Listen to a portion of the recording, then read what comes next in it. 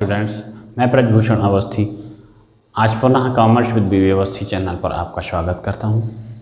पिछले पीरियड्स में से मैं पार्टनरशिप एडमिशन पढ़ रहे हैं, जिसमें मैंने गुडविल का ट्रीटमेंट बताया। अब उसके न्यूमेरिकल क्वेश्चंस के साथ में मैं आपको लेके गया। अब मैं आता हूं, जब नया पार्टनर आता है तो एक तो काम होता है गुडविल का वैल्यूएशन होना, शेयर प्रॉफिट शेयर्स अनुपात का निर्धारण होना। उसके बाद होता है कि जब वो एडमिट होता है तो जो पुरानी फर्म है उनकी असेट्स और लायबिलिटी का वैल्यूएशन होता है, रिवैल्यूएशन होता है, ताकि उन पर यदि कोई प्रॉफिट लॉस हो, ठीक है ना, तो वो हमारे ओल्ड पार्टनर उसका लाभ उठा सकें, उसका बर्डन पार्टनर जो आने वाला है उसके ऊपर ना पड़े। ओके, तो यहाँ पर फिर हम चलते हैं revaluation of assets and liabilities. ठीक है ना, revaluation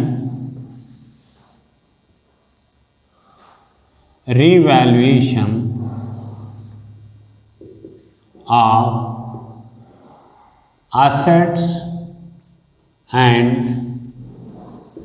liabilities। Okay, assets and liabilities, तो इसके लिए फर्म में एक अकाउंट जनरेट किया जाता है जिसको कहते हैं रिवैल्यूएशन अकाउंट या profit and loss adjustment account. वो दोनों नामों से हम किसी एक से बनाते हैं, दोनों एक ही बात होती है। तो अब वहाँ पर देखिए क्या होता है कि असेट्स का जब रिवैल्यूएशन होगा, लायबिलिटीज़ का रिवैल्यूएशन होगा, तो या तो असेट की वैल्यू कम होगी या बढ़ जाएगी या बराबर रहेगी। ठीक है, यदि समान रहती है, जो बैलेंस शीट में दर्शित है, दिख रही है, वही वैल्यू आती है तो नो प्रॉब्लम। लेकिन यदि घटती बढ़ती है तो फर्म में फिर ट्रीटमेंट करने की आवश्यकता होगी, उसके प्रॉफिट लॉस को समझना होगा। ठीक है, तो हम देखते हैं कंडीशन नंबर 1, जब संपत्ति का मूल्य बढ़ता है और दायित्व यानी कि लायबिलिटी डिक्रीज होती है, घटती है। दायित्व घटता है। ठीक है, ये दोनों अलग अलग हैं, लेकिन मैं कंबाइन करके चल रहा हूं, नहीं तो इंट्रीज की संख्या बहुत हो जाती है। ठीक है, मीन्स संपत्ति का मूल्य बढ़ा लेकिन दायित्व का घटता है। ठीक है, तो एंट्री क्या होगी? सन्डी assets money means particular assets. Building बढ़ी, बिल्डिंग डेबिट, लैंड बढ़ी तो लैंड डेबिट, फर्नीचर बढ़ा तो फर्नीचर डेबिट। ठीक है, सन्डी असेट्स अकाउंट डेबिट। लायबिलिटी घटती है तो जो लायबिलिटी घटती, क्रेडिटर घटा तो creditor debit.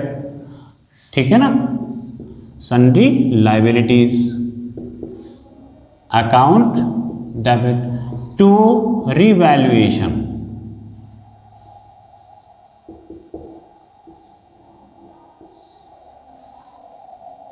Okay, point number 2 पे आते हैं, जब असेट्स वैल्यू घटती है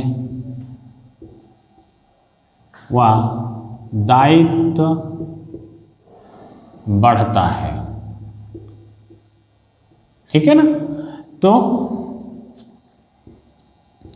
revaluation account debit to particular asset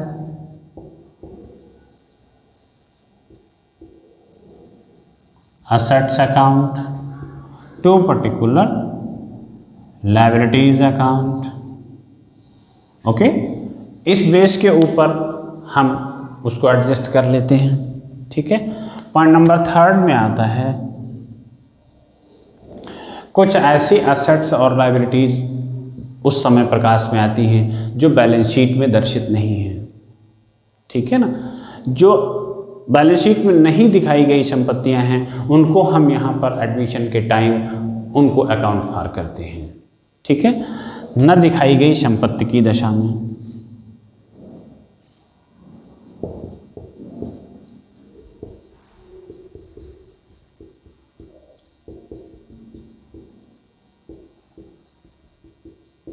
ठीक है ना, तो particular assets account debit to revaluation account. ठीक है, यदि पर्टिकुलर असेट्स दिखाई नहीं गई है तो हम उसको दिखा देंगे। जैसे कोई फर्नीचर था जो बैलेंस शीट में नहीं दिखाया गया है तो हम furniture account debit to revaluation कर लेते हैं। ठीक है, और यही चीज लायबिलिटी नहीं दिखाई गई है, यदि कोई दायित्व फर्म में नहीं दिखाया गया है और अब उसको दिखाने की ज़रूरत है। ठीक है, तो लायबिलिटी जब, फिर वही बात, यही वाली कंसेप्ट आ जाता है कि ये जब बढ़ता है, लायबिलिटी बढ़ती है तो क्या होती है, क्रेडिट होती है। ठीक है, तो revaluation account debit to particular liability account. ठीक है, मान लिया कोई क्रेडिटर ऐसा है, पहले नहीं पता चला था, एडमिशन के समय पता चला कि वो इतने रुपए का हमारा क्रेडिटर छूट रहा था, तो हमने यहां पर एंट्री कर दी। ठीक है ना, तो दायित्व बढ़ गया। अब एक और चीज आती है कि प्रोविजंस, पॉइंट नंबर 6, आयोजन के बढ़ने पर, यानी कि प्रोविजन बढ़ गया पहले से, तो revaluation account debit to provision. अब वो जो भी प्रोविजन हो, provision for depreciation, provision for liability, provision for contingency, जो भी, तो वो प्रोविजन हम बढ़ा लेते हैं। ठीक है, कम होने पर इसको रिवर्स करते हैं।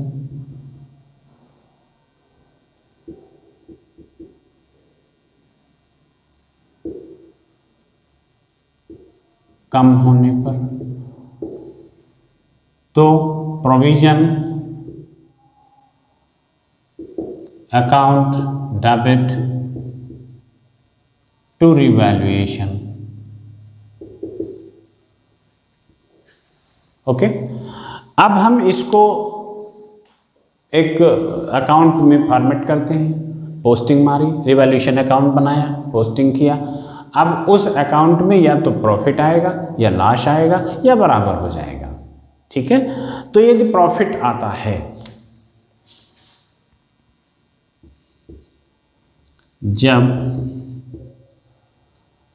रिवैल्यूएशन अकाउंट में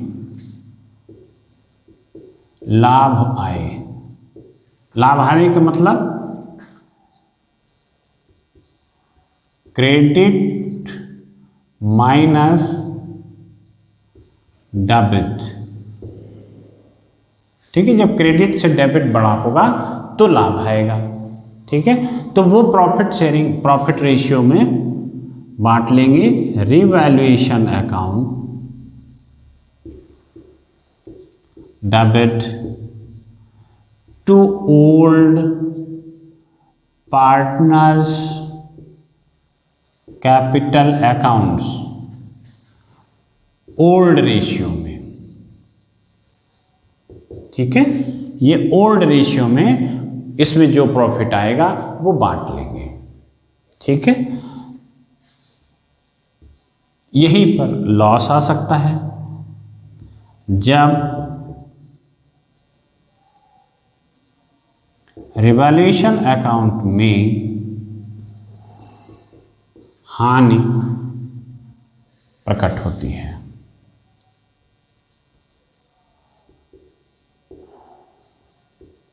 यानी कि डेबिट क्रेडिट से बड़ा होता है, डेबिट से क्रेडिट घट रहा हो तो old partners capital account debit to revaluation account old ratio. ठीक है, इस हिसाब से जो रिवैल्यूएशन अकाउंट में प्रॉफिट या लॉस आया उसको पार्टनर्स के कैपिटल अकाउंट में ट्रांसफर करके उसे खत्म कर दिया गया। अब इसके बाद हम गुडविल का ट्रीटमेंट करते हैं और नए पार्टनर्स का वहाँ पर प्रवेश दिखाते हैं। इसी का एक और है कि स्मारक अकाउंट, जब हम रिवैल्यूएशन अकाउंट ना बना करके वहाँ पर एक शर्त रख दी जाती है कि जब रिवैल्यूएशन तो किया गया लेकिन पुस्तकों के जो वैल्यूज़ हैं, मूल्य हैं, वो पूर्ववत ही रखे जाएंगे। तो हम अगले लेक्चर्स वीडियो में आपको रिवैल्यूएशन अकाउंट और मेमोरेंडम रिवैल्यूएशन अकाउंट दोनों पर चर्चा करके देन मैं न्यूमेरिकल को अटेम्प्ट करूँगा। Thank you.